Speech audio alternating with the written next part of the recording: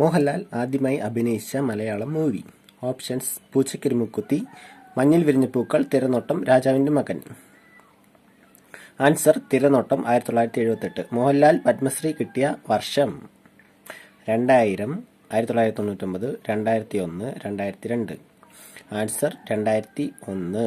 മോഹൻലാലിൻ്റെ ആദ്യ മലയാള മൂവി എത്ര വർഷം കഴിഞ്ഞാണ് റിലീസ് ആയത്? 15 വർഷം, 20 വർഷം, 25 വർഷം, 10 വർഷം. ആൻസർ: 25 വർഷം. തിരനോട്ടം. എത്രാമത്തെ വയസ്സിലാണ് മോഹൻലാൽ അഭിനയം ആരംഭിച്ചത്? 16-ാം വയസ്സിൽ, 20 വയസ്സിൽ, 22 വയസ്സിൽ, 18 വയസ്സിൽ.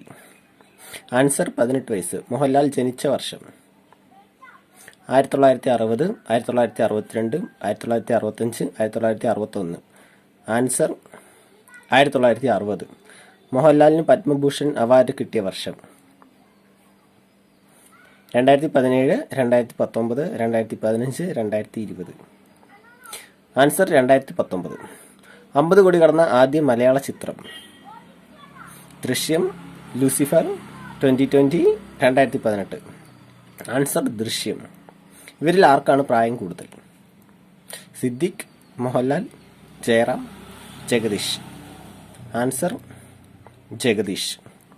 ലഫ്റ്റനന്റ് കേണൽ പദവി ആദ്യം ലഭിക്കുന്ന ഇന്ത്യയിലെ നടൻ: മോഹൻലാൽ, അമിതാഭ് ബച്ചൻ, അമീർ ഖാൻ, സൽമാൻ ഖാൻ.